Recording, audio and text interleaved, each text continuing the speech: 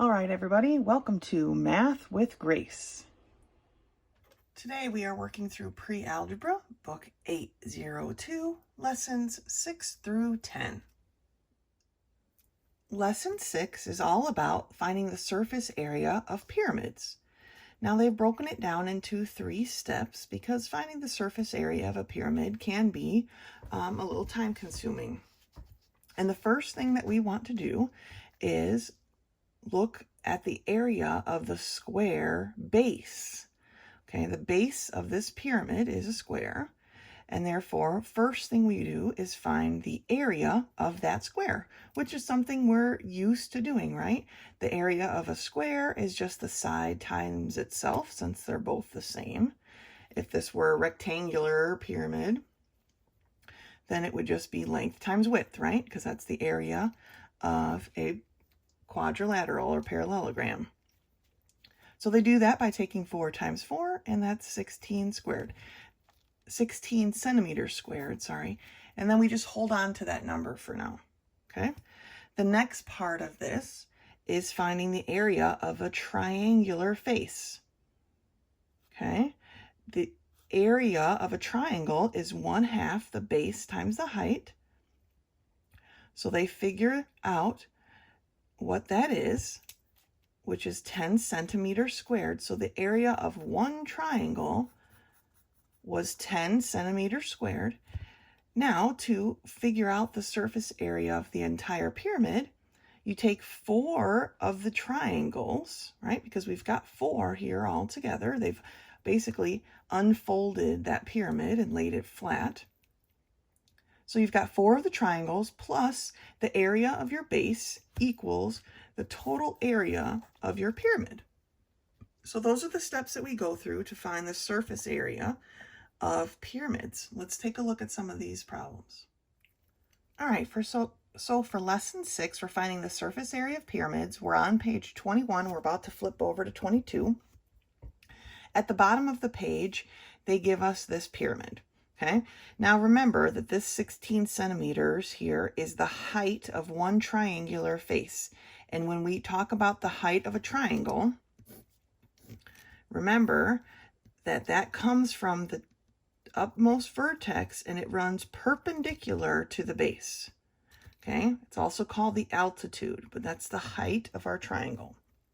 So number 1 here in the bottom of page 21 asks us to find the area of the square base. So we're looking for the area of the square, okay? Well, the area of the square equals side squared.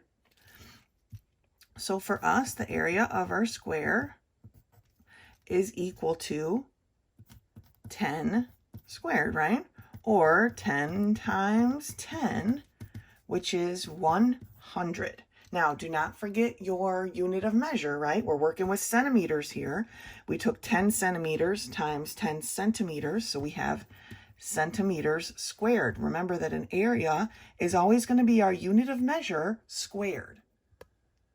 Part 2 on page 22 asks us to find the area of the triangular face. So the area of the triangle equals 1/2 base times height, okay?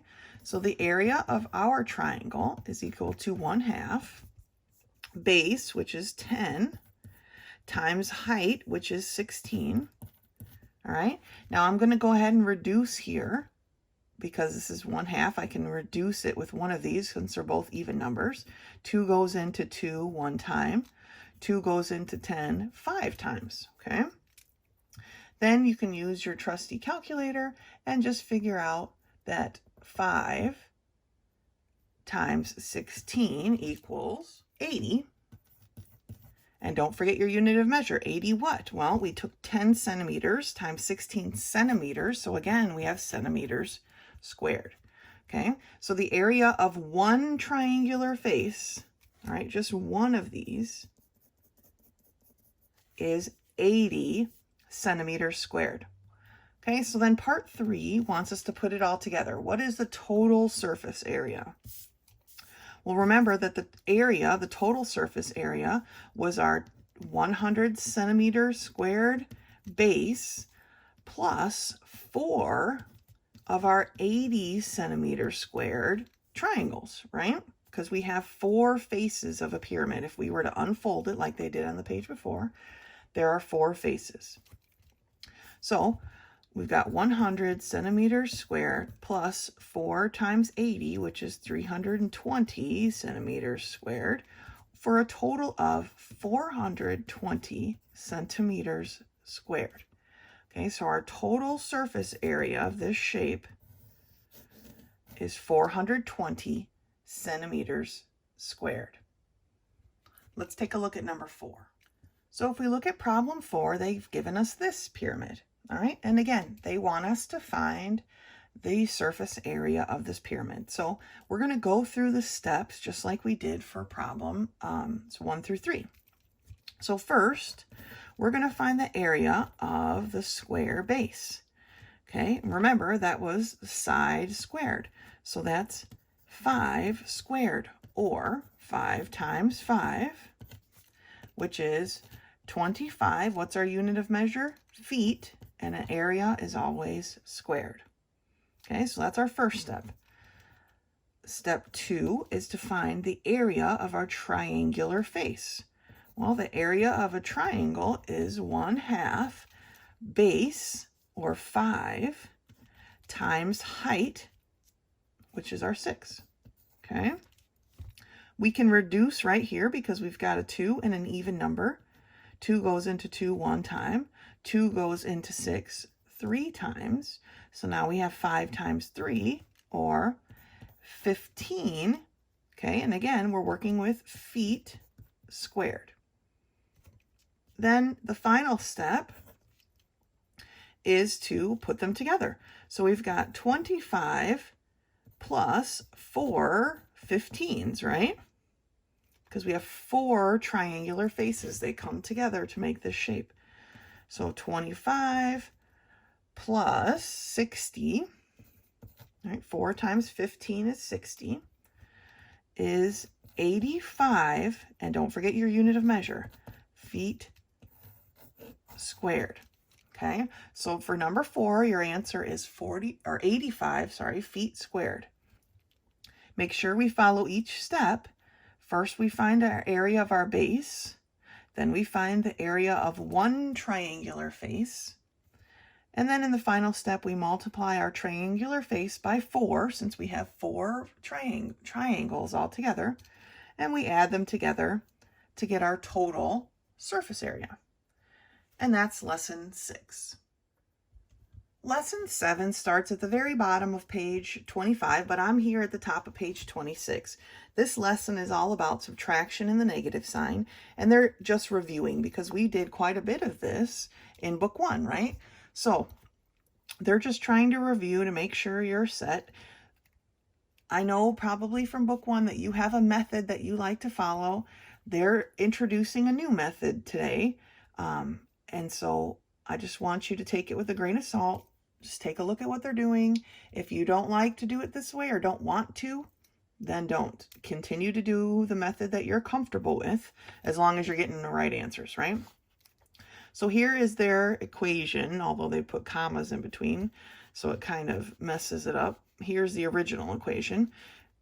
I like to combine like terms when available. Okay, and I like to draw this line between them. I know everything above the line is a positive and everything below the line is a negative number. Okay, they take it to the next step then, and they've put these little bubbles around.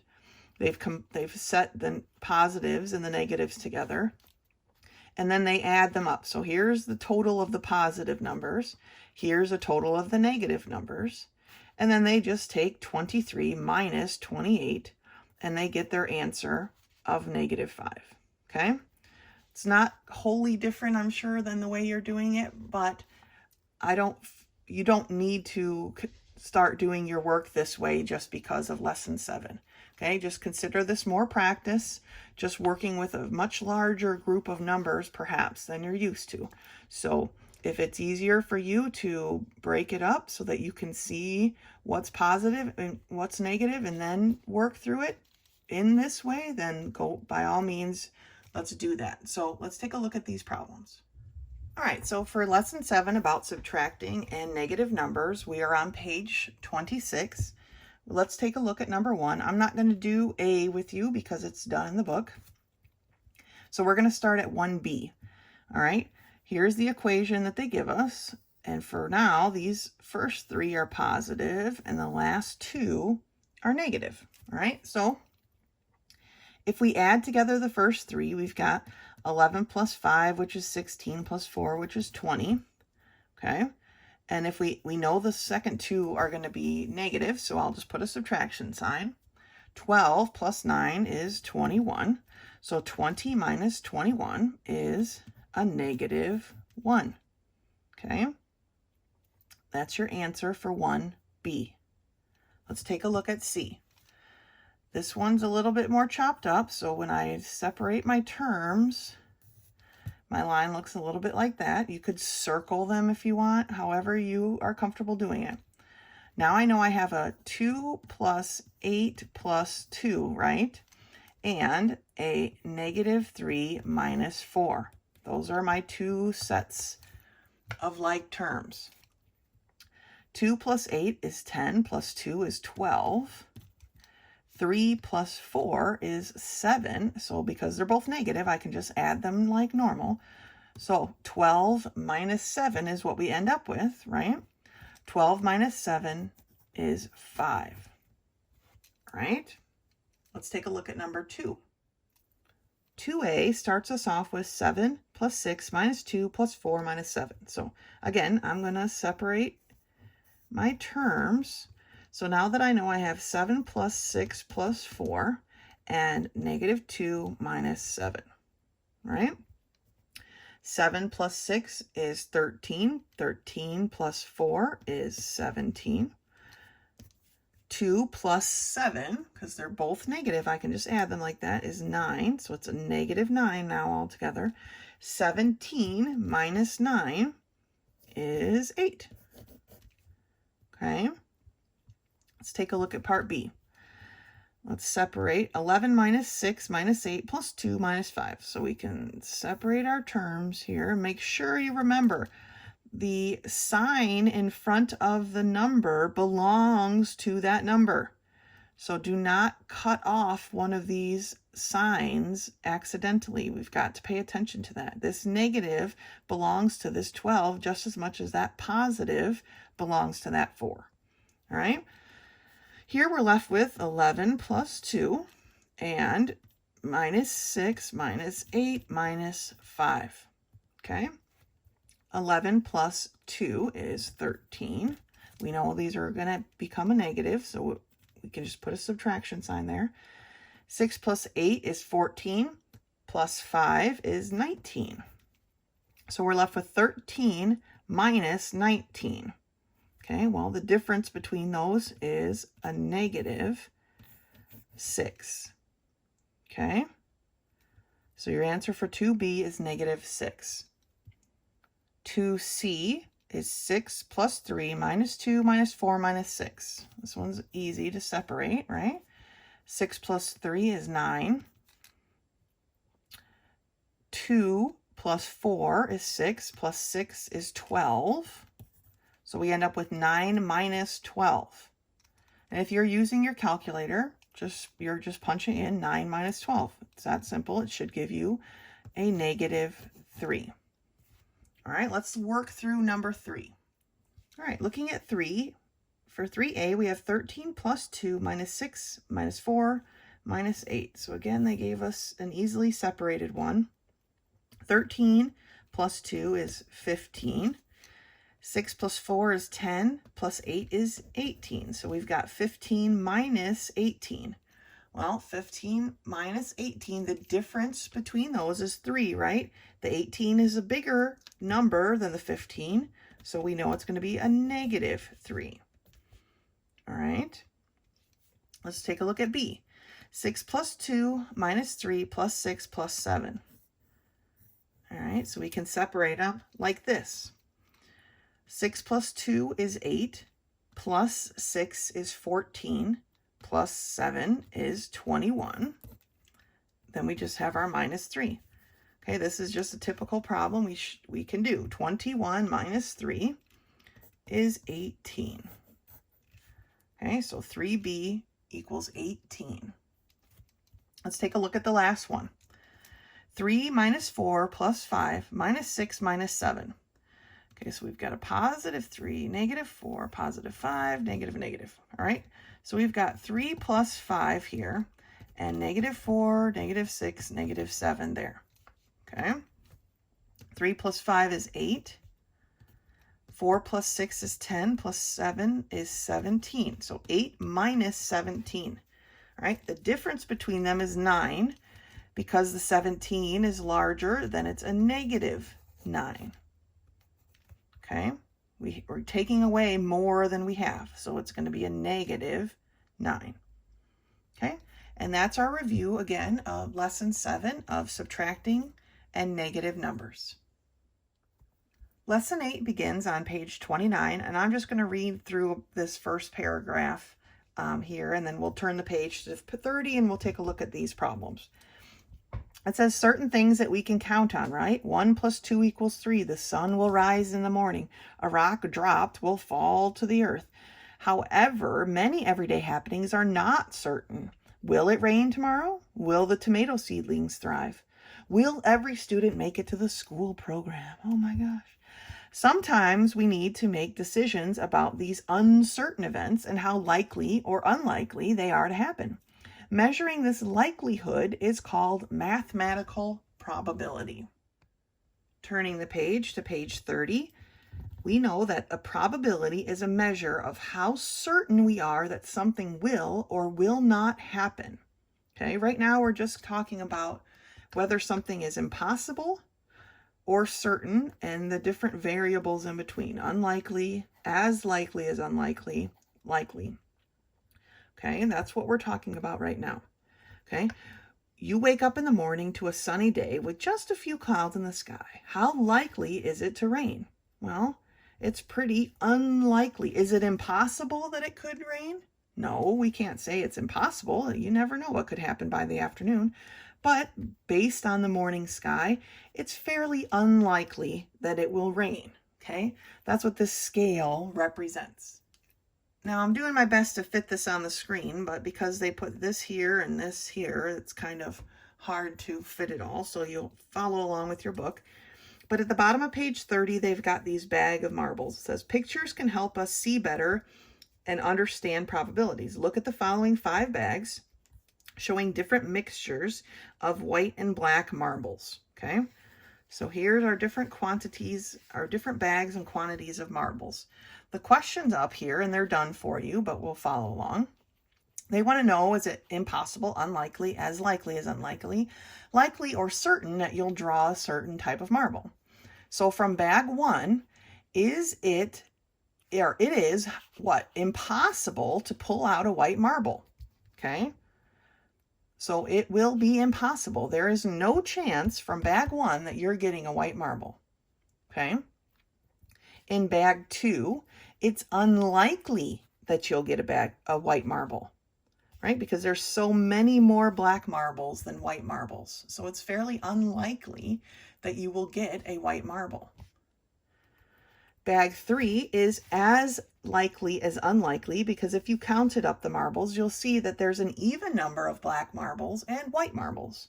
Therefore, it's as likely as unlikely, or it's like 50, that's the 50-50 mark. It's 50-50. You might not, okay?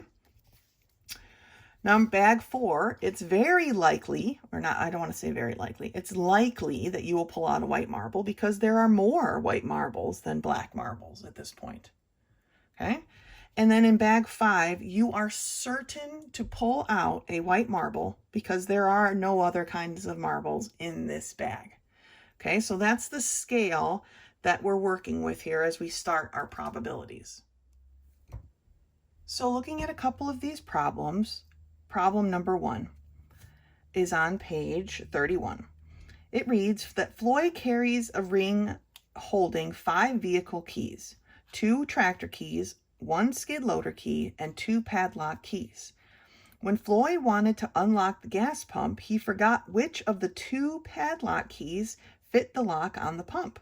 How likely was he to find the correct key on the first try? Now, they gave us this list of extra keys, but the question is really only concentrating on our 2 padlock keys. So he has 2 padlock keys, but he doesn't remember which one opens the lock on the pump. So what is the likelihood that he's going to choose the right one on the first try? Well, it's only going to take 2 tries, right, to get it unlocked at most. And he wants it on the first try. So he's got 1 out of 2 chance. So it is as likely as unlikely. Okay. He's right there in the middle. He's either going to get it or he's going to get it on the second try, right? Because there's only 2 options. So he's as likely as unlikely to pull the correct key out of those 2 choices first. Okay. That's number 1. Let's take a look at number 2. Number 2 reads that Katie particularly likes pink lilies. When she planted mixed bulbs that included equal number of yellow, pink, orange, red, and crimson, she hoped that the lilies she planted at the corner of the walk would be pink. How likely is it that the corner bulbs will produce pink lilies? Now, if we think about it, we've got equal numbers of each of the colors, right? But how many colors do we have? We have yellow, pink, orange, red, and crimson. Yellow, pink, orange, red, crimson. That's 5 colors. Okay, and she wants one of those 5 colors. Now, this is like in advance here. This is what we'll be doing in the future with our probabilities, right? She wants one of those 5 colors. So if you think about it like your marble bag, all right, there's 5 marbles in here, and this is the one that she wants. How likely is it that she's going to have planted those pink lilies in the corner? It's pretty unlikely, right? Because there's so many other ones to choose from. So in this case, it's fairly unlikely that she is going to get pink lilies in that specific place. Okay, so that's understanding probabilities for now. Right now, when we're doing probabilities, we're just going to deal with the impossible through certain spectrum. Eventually, we'll start with our actual numbers, but we'll get to that in the future. That's lesson 8. Lesson 9 starts on page 35, and it's all about bar graphs. Okay, and it says a bar graph uses either vertical, which means up and down, right? Or horizontal. This one shows horizontal bars. All right, to represent the size or amount of different things. When we read a bar graph, we compare the size of each bar with the numerical scale. Okay, this bar hits our numerical scale right here. This bar ends right here at 200. Okay, that's how we read those. If a bar does not end exactly on the line representing a number on the scale, we have to estimate how far that bar extends into the next space. So when we're dealing with bar graphs, if it does not end in exactly the right spot like these do, I counted the difference in between here. So this was right in the center. So I could give this a number, but sometimes they like to end like right here. Okay, and if we follow that down, it really doesn't give us anything useful. And then we have to estimate. So bar graphs aren't the most consistent or the most the best way to represent your information unless everything falls on an even number. So let's turn the page and look at constructing one of these. So the top of page 36 gives us the steps in which to construct a bar graph. Okay. Number 1 tells us to decide whether you want vertical or horizontal bars. I don't know how either one could more logically fit our data. It really does not matter. Sometimes it does not matter. So if you prefer to do horizontal, do horizontal. If you like doing vertical, then do vertical. It really makes no difference, okay? Unless maybe you're talking about the height of buildings, then perhaps a vertical would be a better representation of heights of buildings. I don't know. It doesn't really matter though. 2 says a whole bunch of stuff, but it says basically look at the largest and the smallest items in the group to determine your scale. Okay, you always want to be just slightly under your smallest when you start your numbers. for your scale. And you want to go slightly past your tallest so that everything is included. Okay, but we have to look at our smallest and our largest numbers so we know how far we're going from beginning to end. Okay. Part 3 says draw each bar with a ruler, leaving white space between each bar, and then estimate as accurately as possible. Feel free to use a ruler. I'm pretty sure there's grid marks on these charts, so you probably don't need to use a ruler unless you have a very unsteady hand, then use a ruler. But the important part is leaving the white space in between. Okay, we want that gap so we know where one piece of data is compared to another piece of data. We don't want our data running together. All right, and the step 4 tells us to provide labeling for the numerical scale and a name for each bar and a title for our graph. So we want to make sure we label everything extensively so we know exactly what we're looking at. So that being said, let's take a look at our graph, or problem number 1. I have a piece of graph paper here because I've already done this graph in class, and so mine's already filled in my book. But so we're on lesson 9, working on bar graphs, page 36. Okay, I went ahead and rewrote the little plot of numbers. This is our data that we're working with. Okay, we're working with the number of African violets sold based on pot size. Okay, so here's the different sizes of the pots that they were in, and then how many of those pots were sold. So this is what we're graphing, okay? So first things to do is to set up your graph, all right?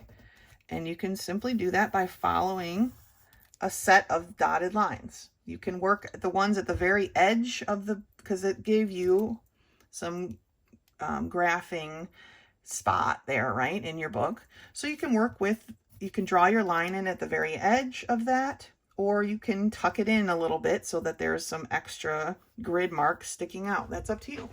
This is all pretty much just your best choice here, how you want to do this.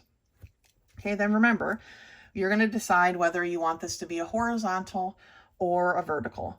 I'm going to go with horizontal because my pot sizes are the range here of my pot sizes is fairly small. Remember when we had to look and determine our scale? This scale is fairly small, but these are kind of far apart. The difference between 6 and 22 is rather large. So I'm going to do a vertical scale because my vertical side in this case is longer than my horizontal. All right. That being said, I'm going to put the number of pots down here. So number of pots, they're going to go across the bottom, and my pot size is going to go in the vertical line. All right, so now I need to mark off my pot sizes. Okay, so I start at 3, so I want to leave a gap at the bottom because remember we have to leave, they say we want to leave a space between everything. So I'm going to make this section of boxes my 3-inch. And then I'm going to skip a spot and make this my 4-inch, skip a spot and label my 6-inch, and then skip a spot and label my 8-inch, okay? Now, working across here with my number of pots, my smallest number is 6. So when I put my markings here, I'm going to skip a couple of marks, and then I'm going to label, or one mark, and I'm going to label this 6. And then you have to decide how you want to measure each one.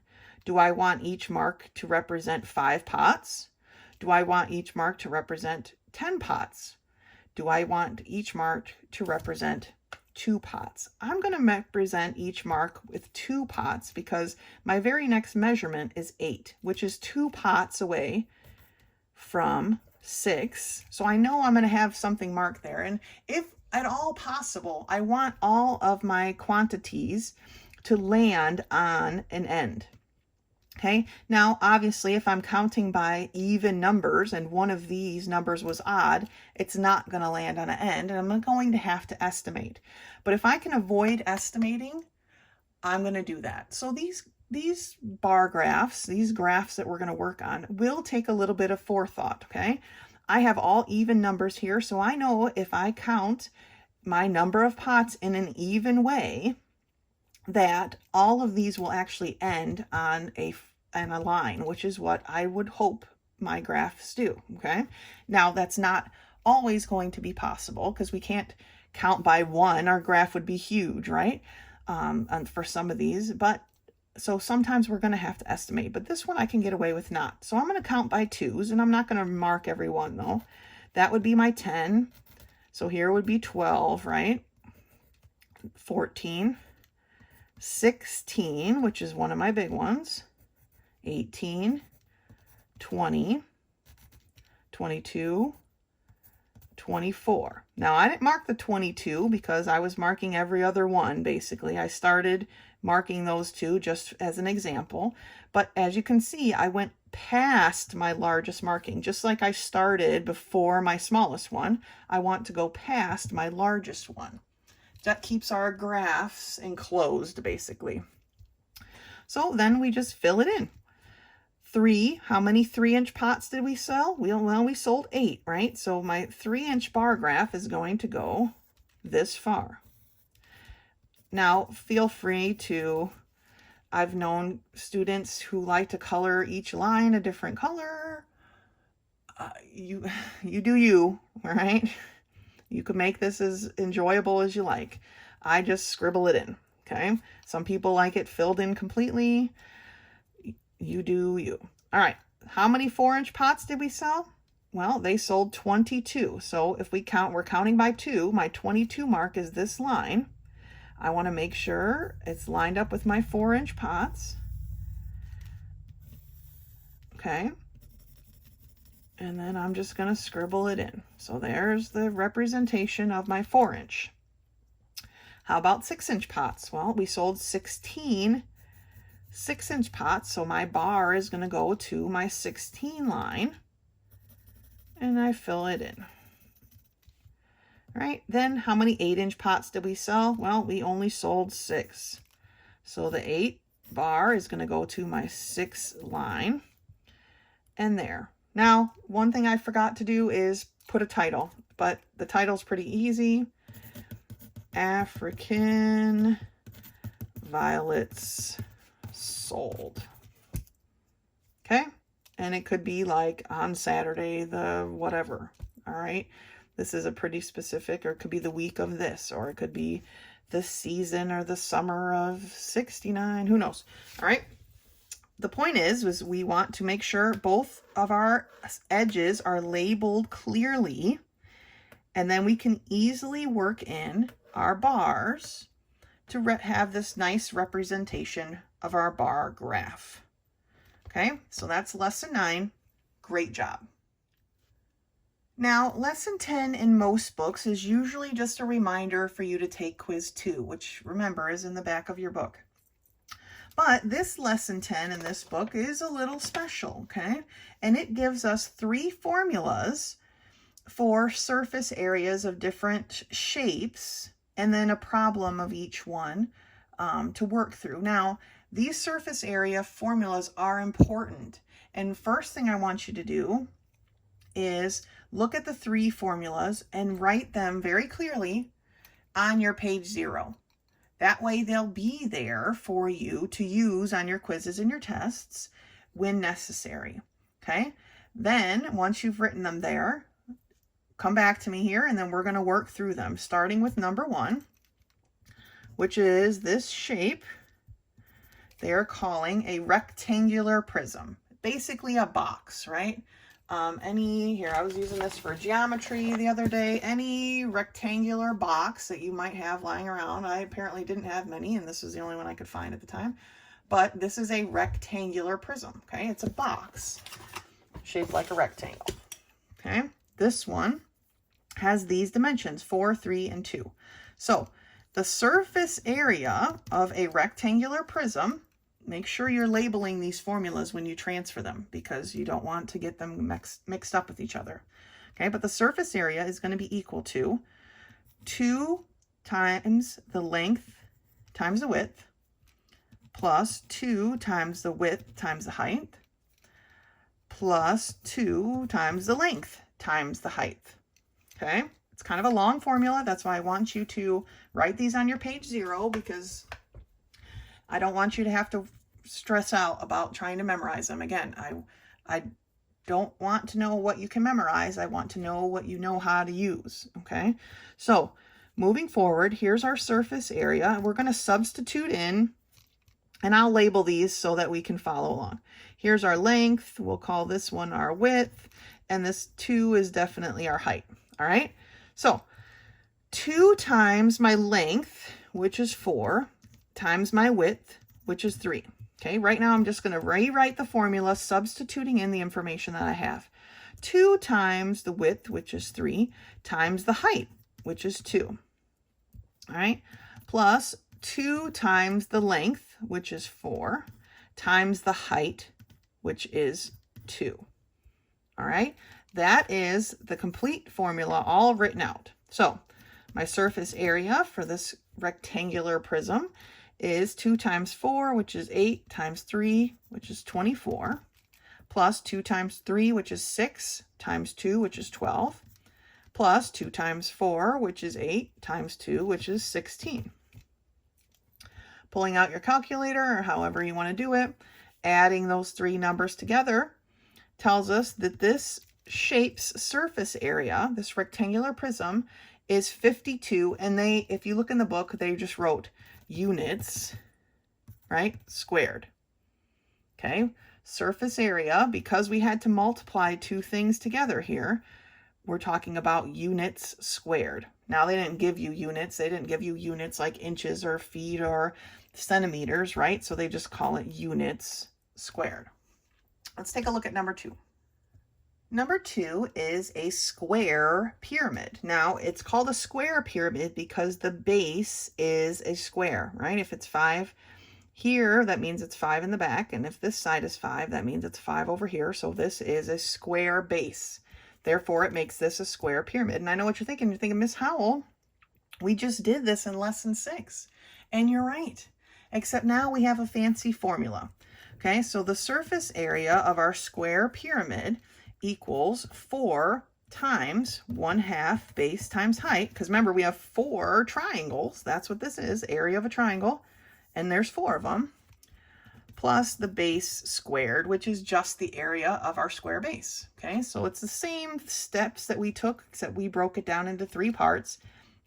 Now they've put it into one formula. Okay, so finding the surface area of this square pyramid tells us that we have 4 times 1/2 times the base of our triangle, which is 5, right?